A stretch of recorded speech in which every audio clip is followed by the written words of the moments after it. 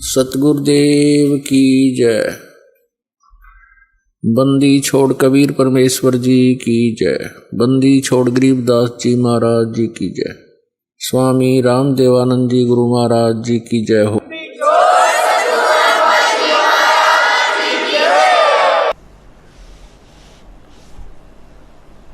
परमात्मा आकर के हमें ये ज्ञान बताते हैं कि फिर वो पूर्ण मोक्ष होगा कैसे आपका। उसके लिए वो स्वयं प्रकट होते हैं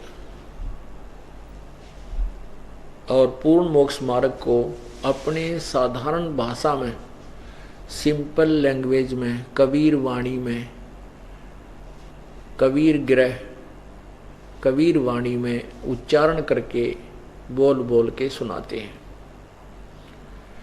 जब वो परमात्मा यहाँ आते हैं तो हम उनको एक कवि मान लेते हैं, क्योंकि हम परमात्मा की रॉन्ग डेफिनेशन से बहुत ज़्यादा प्रभावित होते हैं। हम परमात्मा को निराकार मानते हैं, जबकि वेद साक्षी हैं कि परमात्मा साकार है, वो मनुष्य सदृश है। ये सभी पवित्र धर्मों के सदग्रंथ गवा देते हैं, साक्षी हैं। और ऋग्वेद मंडल नंबर 9 और सूक्त नंबर 96 यानी 96 के मंत्र 16 से लेकर 20 तक उस पूर्ण परमात्मा के कबीर भगवान का नाम भी दिया है और वो कहाँ रहता है ये भी प्रमाणित किया है। अब देखिएगा, ऋग्वेद मंडल नंबर 9 और सूक्त नंबर 96। ये देखिएगा, ऋग्वेद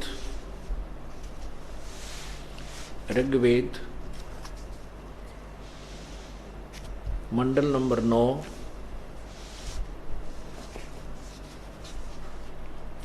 और 10 इकट्ठे ही हैं। इस पे फीत मोहर लगाई है महर्षि दानंद सरस्वती। और ये कहाँ से छपे हैं ये देखिएगा। प्रकाशक हैं सार्वदेशिक आर्य प्रतिनिधि सभा, महर्षि दानंद भवन, रामलीला मैदान, नई दिल्ली 2, फोन नंबर इतने इतने। और कहाँ से?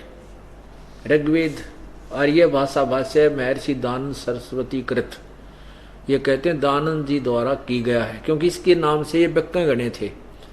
स्वामी दानंद की मोहर लाए पातशाह वेद व्यक्य ज्यादा थे, इसलिए इन्होंने 9-10 मंडल पर भी अपनी दुकान चलाने के लिए इन आर्य प्रतिनिधि लोगों ने दानंद जी की मोहर लगा दी कि स्वामी दानंद के द्वारा भाष्य इसका अनुवाद है। लेकिन ये 9 और 10 मंडल स्वामी दानंद जी का अनुवादित नहीं है, ये अन्य आर्य आचार्यों के द्वारा अनुवादित है। फिर भी इसके ऊपर दृष्टिकोण गाइडलाइन स्वामी दानंद जी वाली ही अपनाई गई है। अब देखना, लेकिन फिर भी सच्चाई को नहीं छुपा सके। ये कहाँ से छपे हैं? मुद्रक हैं Prince offset printers, 1510 Pataudi house, Daryaganj, नई दिल्ली, फोन इतना इतना। अब इसमें ये क्या बता रहे हैं देखिएगा। ये है ऋग्वेद मंडल नंबर 9 सूक्त 96 और इसका प्रथम ही ये मंत्र है। 16 मंत्र, 16 में क्या कहा इन्हीं के द्वारा सुनिएगा, इन्हीं के शब्दों में पढ़िएगा पहले, फिर हम विचार करेंगे। कोई बालक नहीं, आज हम सभी अक्सर ज्ञान युक्त हैं।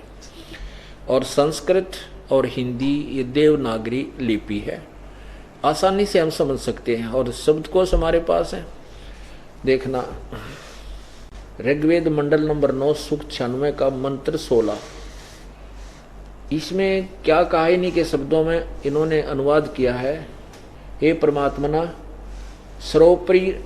सर्वोपरि रहस्य श्रेष्ठ, ये नाम शब्द है संस्कृत में, नाम। यहाँ भी देखो ये नाम, ये संस्कृत है। सवायुध है, सब आयुध है। सूत्र भी पूयमान्य है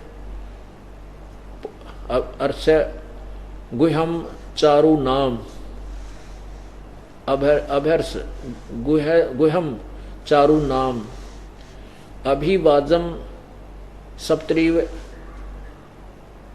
सर्वास्यम भी वायु भी गा देव सोम। इसका क्या अर्थ किया उन्होंने कि हे परमात्मन सर्वोपरि रहस्य श्रेष्ठ जो नाम का अर्थ नाम जो तुम्हारी संज्ञा है, अर्थात इसका भावार्थ ये समझो कि हे परमात्मन आपका सर्वश्रेष्ठ जो नाम, चारों माने श्रेष्ठ नाम है, जो आपका सर्वोपरि रहस्य में सर्वोपरि रहस्य युक्त श्रेष्ठ जो नाम का अर्थ नाम ही लिख दें, जो आपका सर्वश्रेष्ठ जो गुप्त नाम है, रहस्य युक्त नाम है, आप उसका ज्ञान कराएं कि आपका वास्तविक नाम क्या है। आप उसका स्वयं ही प्रकट होकर के पहले जैसे आते रहते हो ऐसे अपनी वास्तविकता बताएं।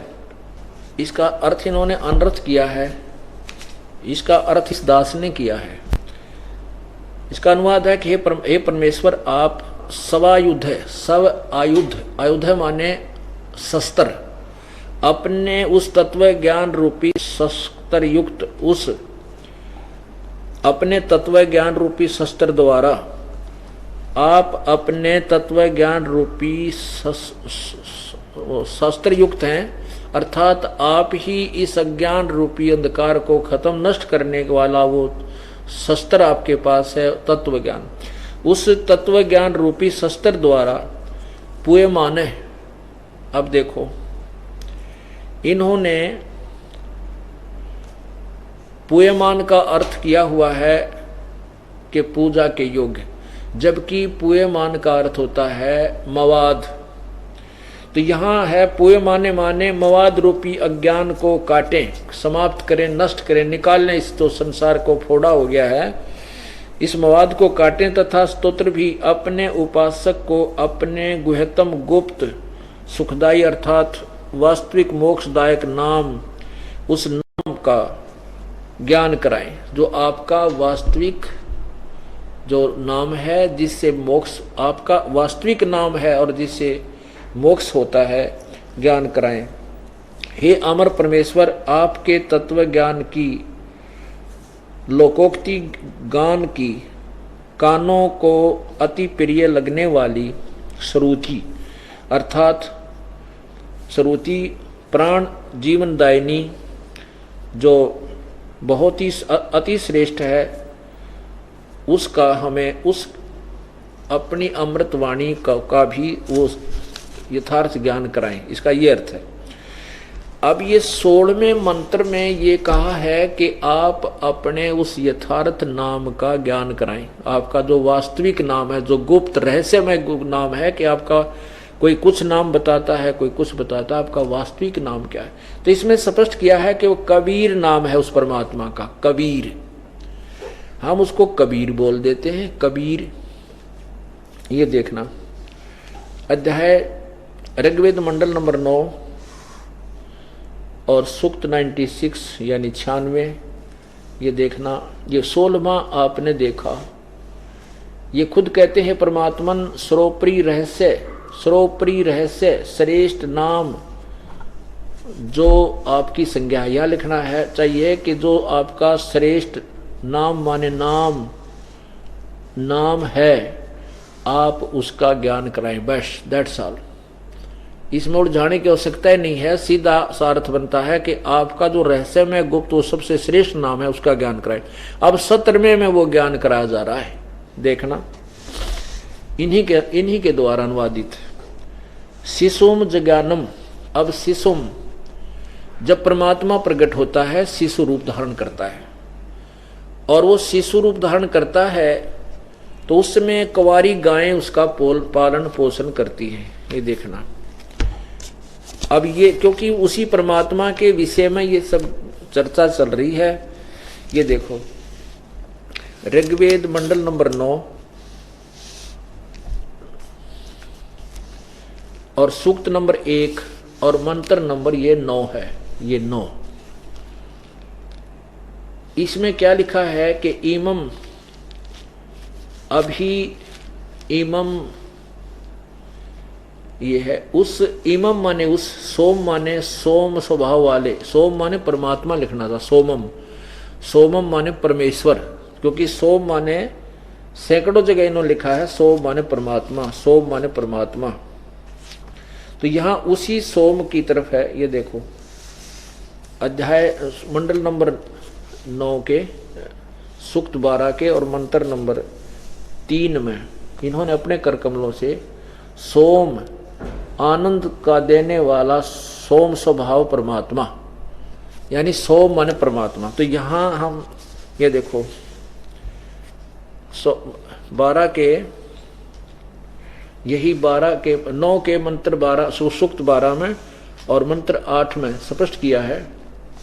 8 में ये 11 का है, 12 आगे शुरू होता है। 11 के 8 में स्पष्ट किया है सोम माने हे परमात्मन, सोम माने हे परमात्मन। तो हम यहां सोम माने इन्होंने सोम स्वभाव वाले फलान दकड़ कर, हम इसको सीधा लेते हैं कि उस, ये देखो इमम माने इस, उस, सोम माने परमात्मा के, परमात्मा को, पुरुष को, श्रद्धालु पुरुष को या परमात्मा को, शिशुम कुमार अवस्था में ही सब प्रकार से अधन्य, अहिंसनीय, अहिंसनीय यानी कंवारी, अहिंसनीय यानी अधन्य बिना धनाई। हमारे वहां रोहतक जिले में तो जो नए दूध ना हुई हो उसको क्या करें, या बिना धनाई है, अधन्य, यानी वही शब्द यहां प्रयोग किया है कि बगैर नए दूध कभी भी ना हुई हो, अर्थात कंवारी। सब प्रकार से अधन्य, अधन्य ऐसे अहिंसनीय, यानी इन्होंने लिखना उल्ट पटांग इसलिए जरूर था कि उलझाना चाहते थे। धेनव माने गायें, यहां हम सीधा लिख दें कि वो कंवारी गायों, गायों उसे तृप्त करती हैं। यहां क्या है कि उससे सोम पर, उस शिशु रूप में प्रगट, हम ये अर्थ करते हैं इसका, उस शिशु माने शिशु रूप में प्रगट परमात्मा अमर पुरुष का, सोम उस परमेश्वर का पालन पोषण अभी पूर्ण रूप से, अभी अधन्य पूर्ण रूप से, अभी अधन्य माने पूर्ण रूप से कंवारी, यानी बिल्कुल ऐसे अहिंसनीय कंवारी। धेनु माने गायें उसको तृप्त करती हैं, शनंती माने तृप्त करती हैं, उसका पालन पोषण करती हैं। अब इसी से आगे चला है कि वो जो परमात्मा शिशु रूप में प्रकट होता है और फिर वो बड़ा होता है तो अपने ज्ञान को स्वयं ही प्रकट करता है। ये देखिएगा अध्याय नंबर मंडल नंबर 9 का सूक्त 96 और मंत्र, अब हम 17 देखते हैं। 16 तो आपने देखा कि इस नाम के विषय में जानकारी है। अब 17 में इसमें कहा कि शिशुम जगानम जगानम हरियंतम मर्जंती शुभंती वहीन मरुतो गणेन। कबीर, ये देखो ये कबीर ऊपर रह गए के ऊपर गिर, और ये रह भय के ऊपर ई की मात्रा के ऊपर अर्ध रह, तो यहां कबीर गिर भी,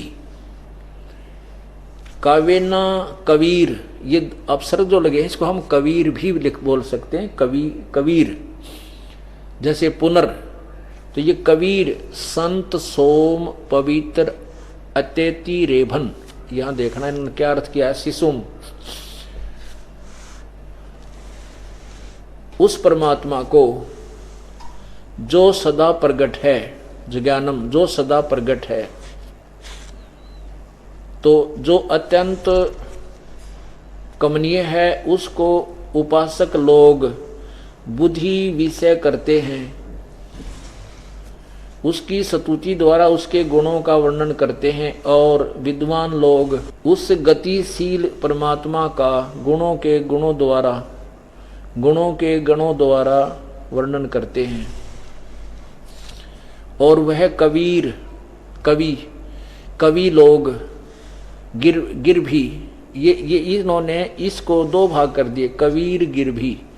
अब यू र ऊपर है, इसकी दो अलंत लगा दिए यहाँ पर कबीर, और गिर भी, यहाँ कवि लोग, अब इसको हम लिख दें कबीर, यहाँ केवल कबीर लिख लें, कबीर वाणी द्वारा, गिर भी माने वाणी, कबीर गिर भी कबीर वाणी द्वारा, और काव्यन कविता से उसकी स्तुति करते हैं। सोम सोम स्वरूप यानी परमात्मा, वो अमर परमात्मा, पवित्र वह परमात्मा कारण अवस्था में अति सूक्ष्म प्रकृति को गरजता हुआ अतिक्रमण करता है। इन्होंने तो गुड़ का गोबर करण का ठेका ले रखा था। इसका सीधा सार्थ बनता है कि वो जो परमात्मा शिशु रूप में प्रकट होता है, जब वो बड़ा हो जाता है तो अपनी महिमा को वो कबीर परमात्मा, कबीर वाणी, कबीर गिरभी, कबीर वाणी, और जैसे अब ये यजुर्वेद है पुण्यात्माओं, आज जो ये ज्ञान चला तत्व ज्ञान, ये कोई बालक बुकाने वाला नहीं है, और ना ही अब कोई इस बहकावे में आ सकेगा, क्योंकि हम पहले इतने भ्रमित हो चुके हैं कि आंखों देखे बिना हम किसी बात को स्वीकार नहीं कर सकते। अब जैसे इन्होंने कवि रे हटा दिया, कबीर गिरभी के 2 पार्ट कर दिए, कवि का आगे 2 अपसर्ग लगा दी, कोई बात नहीं। व्याकरण दृष्टिकोण से अगर ऐसा भी माने तो हम वह को तो वह बोलते हैं अपनी भाषा में, अंडरस्टूड है ये, तो परमात्मा ने हमारी भाषा में ही ज्ञान दिया है। अब जैसे ये यजुर्वेद है, ये देखिएगा ये यजुर्वेद है, अब इसको इस रे को अगर हम हटा दें और यहाँ पर 2 अपसर्ग लगा दें, ये देखिएगा, ये परमेश्वर के सार संदेश में बहुत ही अच्छी तरह निर्णायक तरीके से समझाया गया है दूसरे अध्याय में। ये देखिएगा, ये यजुर्वेद है जो आपको अभी दिखाया, ये यजुर्वेद समझिए, ये यजुर्वेद है, और इसको यजु जमा में वेद, ये देखो। अब पवित्र यजुर्वेद की महिमा कहें कि प्रभु की यज्ञ स्तुतियों ऋचाओं का भंडार है, बहुत अच्छी विधि वर्णित है, एक अनमोल जानकारी है, और यह लिखें नहीं कि वह यजुर्वेद है तो है, अपितु यजुर्वेद का अर्थ लिख दें कि यज्ञ स्तुतियों का ज्ञान, तो उस वस्तु पवित्र पुस्तक को कैसे पाया जा सके। जैसे वेदों में जो कबीर शब्द है, इन्होंने कवि का अर्थ लिख दिया, कहीं सर्वज्ञ लिख दिया,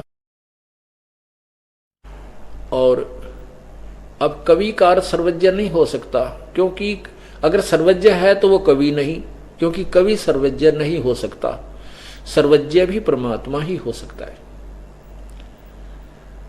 अब मान लीजिए यजुर्वेद की महिमा कहीं लिखी हो संस्कृत में, और उसको उस जहां लिखा हो कि वह जो मैं ज्ञान सुना रहा हूं वो महिमा यजुर्वेद में है, और यजुर्वेद ये लिखे नहीं कि वो यजुर्वेद है जिसके विषय में मैं जानकारी दे रहा हूं, और ये लिख दे यज्ञ स्तुतियों का स्रोत, बस, तो वो यज्ञ स्तुतियों का स्रोत लिखने में से उस पुस्तक को प्राप्त नहीं कर सकते हम यजुर्वेद को। ये लिखना पड़े, जहां यजु लिखा है, यजु और 2 अपसर्ग लगी हैं यजुर, तो भी लिखना पड़ेगा स यजुर्वेद है, वो यजुर्वेद है जिसके बारे में मैं बता रहा हूं। यजु भी लिखा, यजुम भी लिखा तो भी। ऐसे ही वेदों में जहां कबीर और कवियम आदि शब्द लिखे हैं, वो कबीर परमेश्वर का ही बोध है, और कुछ स्थानों पर कवियम वो कविताओं के लिए ही जो ना प्रयोग किया जाता है, वो अलग विवरण। अब देखो, जैसे भी ये कबीर देव है, अब ये यजुर्वेद है, यजुर्वेद तो भी यही पवित्र पुस्तक यजुर्वेद का ही बोध है। ठीक इसी प्रकार चारों पवित्र वेदों में लिखा है कि वह कबीर देव, कबीर परमेश्वर है जो सर्वशक्तिमान, जगत पिता, जगत गुरु, सर्वसृष्टि रचनहार, कुल मालिक तथा पाप विनाशक व कारागार से छुटाने वाला बंदी छोड़ है। इसको कबीर देव लिखें तो भी कबीर परमेश्वर का बोध है, इसको कवि प्लस में देव लिखें, कबीर देव, ये कबीर प्लस देव लिखें तो भी कबीर परमेश्वर का अर्थात कबीर प्रभु का ही बोध है। तो यही हमने समझना इस तत्व ज्ञान को। तो यहाँ इन्होंने कबीर को अलग लिख दिया। ये देखिएगा ऋग्वेद मंडल नंबर 9 सूक्त 96 का 70वां श्लोक है। ये है कबीर गिरभी, ये रे ऊपर है, कबीर गिरभी। तो इन्होंने यहाँ नीचे इसके 2 पार्ट कर दिए, कोई बात नहीं। यहाँ लिख दिया कबीर और गिरभी, गिरभी का अर्थ लिख दिया वाणी द्वारा, और कबीर अगर हम लिख दें यहाँ कबीर बस, और कबीर वाणी द्वारा, और ये फिर इसमें 2 बार कबीर लिखा है।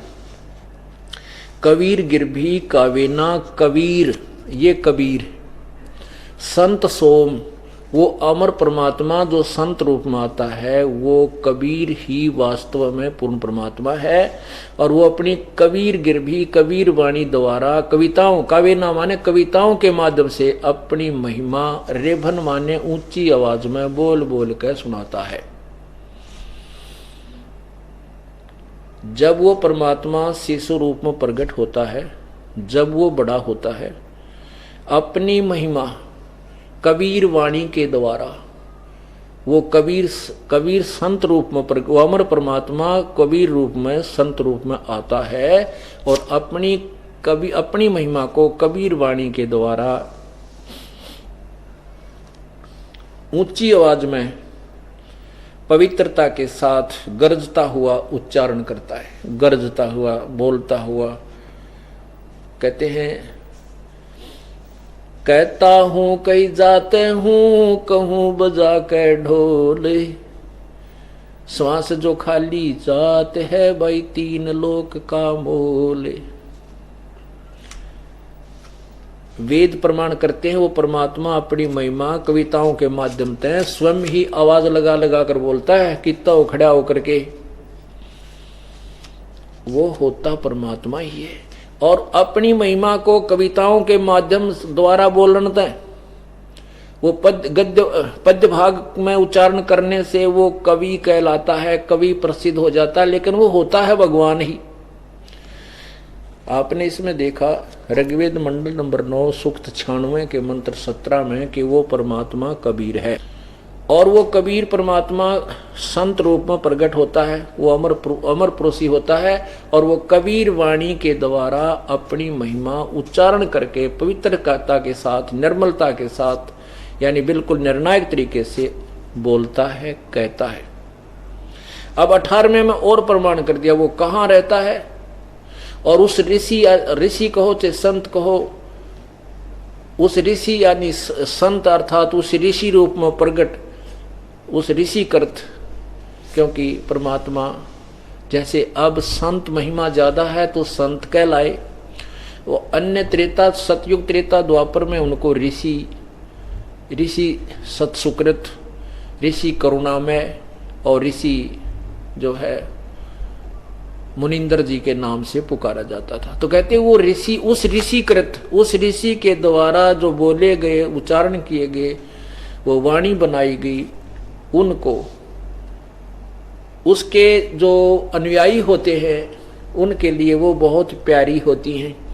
वो बहुत बड़े समूह उसका अनुयायी बन जाता है, और वो कबीर वाणी अर्थात उसके परमात्मा के द्वारा उच्चारण की गई, उसके द्वारा बनाई गई वो शब्द, वाणी, श्लोक, लोकोक्तियाँ बहुत ही प्यारी लगती हैं उसके अनुयायियों को, ऐसा प्रमाण दिया है।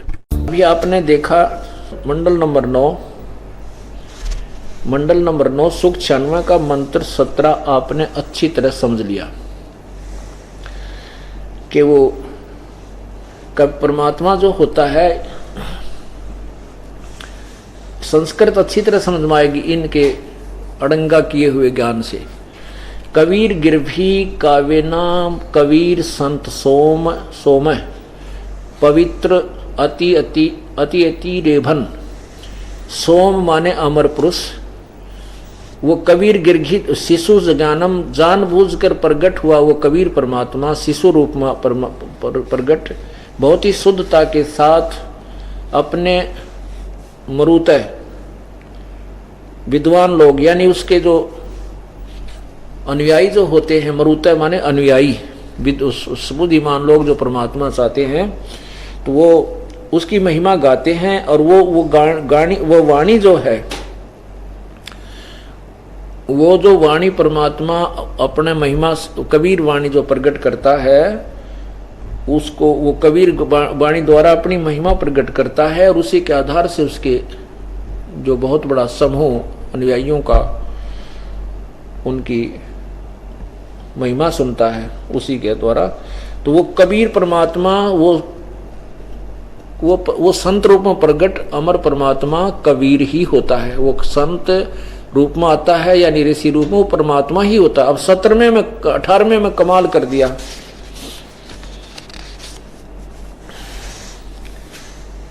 ये देखिएगा अध्याय सूक्त मंडल नंबर 9 का सूक्त 96 मंत्र 18। ये है ऋषि मना। ऋषि मना माने ऋषि संत स्वभाव के, यानी जो पुण्य आत्मा होते हैं, जैसे आप लोग ऋषि हैं, आपका स्वभाव साधु जैसा है। भक्त हो, आप भगत कहो, ऋषि कहो, साधु कहो, संत कहो, भक्त कहो।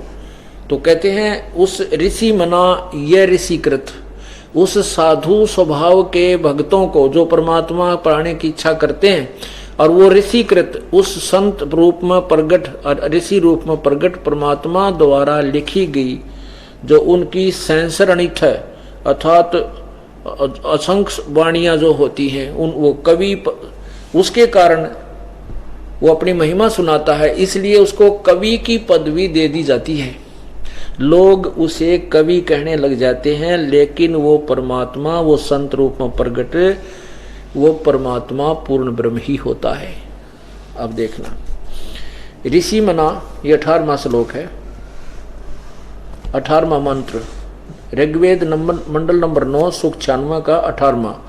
ऋषि मना ये ऋषिकृत सर्वसा, ऋषिकृत सर्वसा सहसर अणिथ पदवी कवि नाम तृतीयम धामम महिषी शिशन संत सोम विराजमानु राजती सटूप। अब देखो इसका अनुवाद इन्होंने कहा है कि सोम, बिल्कुल ठीक है। सोम माने सोम स्वरूप परमात्मा, अमर रूप परमात्मा, जिसके बारे में 17वें श्लोक मंत्र में कहा गया है, वो सोम स्वरूप अर्थात अमर परमात्मा पालन की इच्छा करता हुआ मही से जो महान वह परमात्मा तृतीयम धामम, तृतीयम धाम देवान और पितरान जैसा ही न ज्ञान है, लेकिन ये तृतीयम धाम देखें हम, तृतीयम धाम से पृथक तीसरा जो मुक्ति धाम है उसमें विराजम, उसमें विराजमान है। इन्होंने तो उठपटांग करना ही था। इसका सीधा अर्थ है कि तृतीय धामम विराजम, तीसरा जो मुक्ति धाम है उसमें विराजम विराजमान है, उसमें रहता है। विराजमान है तो एक देशीय है और साकार है। अच्छा, दूसरा ये है उसको प्रकाश करने वाला है, सतूप है, सतुमान है। अब सतूप का अर्थ होता है सटूप, ये सतूप नहीं है, ये सटूप है। ये देखना नीचे, यहां देखना, ये सटूप है, सटूप। इसको सटूप का अर्थ होता है गुंबज। सटूप माने गुंबद होता है, गोल आकार का गुंबद, मंदिर नुमाना। तो इसका अर्थ है वो परमात्मा उस तीसरे धाम यानी सतलोक में एक बहुत ऊंचे सिंहासन पर एक सटूप माने उसमें एक गुम्मद के अंदर विराजमान है, तेजो में शरीर युक्त है, विराट है, विराजम विराजमान राजती, विराजम अनुराजती, राजती माने तेजो में शरीर युक्त है। इसका अर्थ ये बनता है जो इस दास ने किया है, क्योंकि जिसको मौखिक वास्तविक ज्ञान नहीं सृष्टि रचना का, तो वो किसी भी सदग्रंथ का अनुवाद नहीं कर सकता। जैसे रामायण का मौखिक ज्ञान नहीं जिस व्यक्ति को, विदेशी व्यक्ति को, और उसने हिंदी सीख ली हो किसी तरह, चौपाइयां पढ़कर वो उसका अनुवाद नहीं कर सकता जब तक उसको रामायण का पूर्ण मौखिक ज्ञान ना हो। अब देखना, अब इस दास के द्वारा किया हुआ अनुवाद आप पढ़िएगा, प्रेमपूर्वक देखिएगा। ये है ऋग्वेद मंडल नंबर 9 सूक्त 96 मंत्र 17। ये है शिशुम जगानम हरियम तम मर्जंती सुबंती वहीन मरुति गणेन कबीर गिरभी कावेना कबीर संत सोम पवित्रम अतेति रेभन। क्या अर्थ है?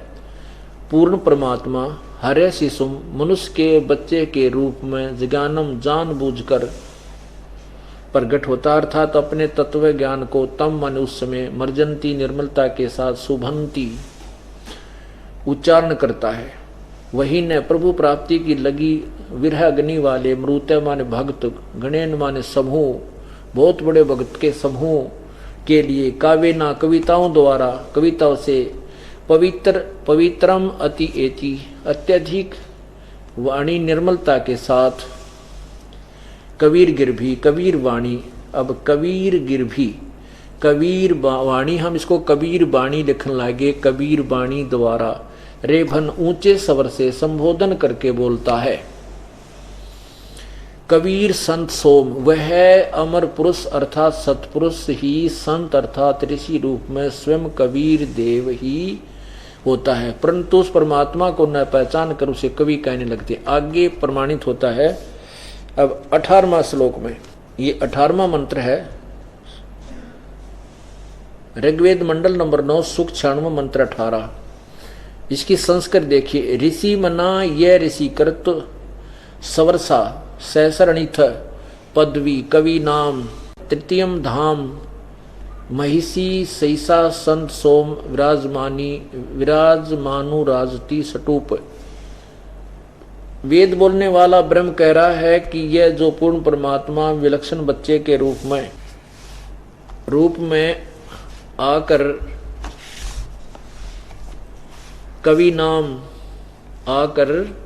कवि नाम प्रसिद्ध कवियों की पदवी उपाधि प्राप्त करके अर्थात एक संत या ऋषि की भूमिका करता है, उस ऋषिकृत संत रूप में प्रकट हुए प्रभु द्वारा रची सहस्रनिथ हजारों वाणी ऋषि मना संत स्वभाव वाले व्यक्तियों अर्थात भक्तों के लिए सवरसा स्वर्ग के तुल्य आनंददायक होती है। तृतीय माने तीसरे, धाम माने मुक्ति लोक अर्थात सतलोक की, महिष माने सुदृढ़ पृथ्वी को, सीसा माने स्थापित करके यानी उसको उत्पन्न कर प्रकट करके बना करके रच करके सतलोक को, अनु पश्चात संत सोम अमर पुरुष अर्थात सतपुरुष मानव सदृश संत रूप में सतूप ऊंचे टीले रूपी एक गुम्बद में विराजमानो राजती उज्जवल सथूल आकार में अर्थात मानव सदृश शरीर में विराजमान है। इसका सीधा सा अर्थ बनता है कि वो परमात्मा, जैसे इन्होंने भी सहस्रनिथ माने हजारों वाणी, असंख्य वाणी लिखा है, तो सहस्र माने हजार, निथ माने वाणी, सहस्रनिथ अर्थात हजारों जो वाणी है वो परमात्मा कबीर परमात्मा ही आकर के अपनी अमृत वाणी के द्वारा तत्व ज्ञान प्रकाश करता है, और वो अमृत वाणी उनके अनुयायियों के लिए बहुत प्यारी होती है, आनंददायक होती है, स्वर्ग की तरह। अब जैसे आप परमात्मा की वाणी अब सुनते हो, जिनका जबर उतर गया, बुखार उतर गया, जिनके ऊपर से पाप कर्मों का जबर बुखार उतर चुका है, आज उनको परमात्मा की वाणी, परमात्मा की महिमा कितनी प्यारी लगती है। वही वेद प्रमाण करते हैं कि वो परमात्मा अपनी महिमा को आप ही आकर के उच्चारण करके बताता है। तो जब वो परमात्मा आता है तो हम उसको भगवान ना मान करके एक कवि की उपाधि दे देते, और वही प्रमाण आपके समक्ष है। जब तक हम इस परमात्मा की यथार्थ महिमा से परिचित नहीं थे तो हम परमेश्वर कबीर को एक कवि कबीर माना करते थे। कवि, क्योंकि कवियों में भी उनका एक नंबर पे नाम आता है। यही वेद प्रमाण करते हैं कि परमात्मा जो बालक रूप में प्रकट होकर के युवा होकर के फिर बड़ा होता है तो अपनी महिमा की वाणी, अपने तत्व ज्ञान को स्वयं ही उच्चारण करके बोलता है। लेकिन उससे अपनी महिमा को कविताओं के माध्यम से वर्णन करने के कारण वो प्रसिद्ध कवि की भी उपाधि प्राप्त करता है। लेकिन वो होता है संत सोम, वो परमात्मा ही होता है, वो कबीर। अब बताओ क्या शंका रहेगी भाई? कोई शंका नहीं। शंका जब तक है जब तक सतलोक आश्रम में आकर अपनी आंखों से इस अनमोल ज्ञान को, वेदों को, सदग्रंथों को नहीं देख लेते। सत साही।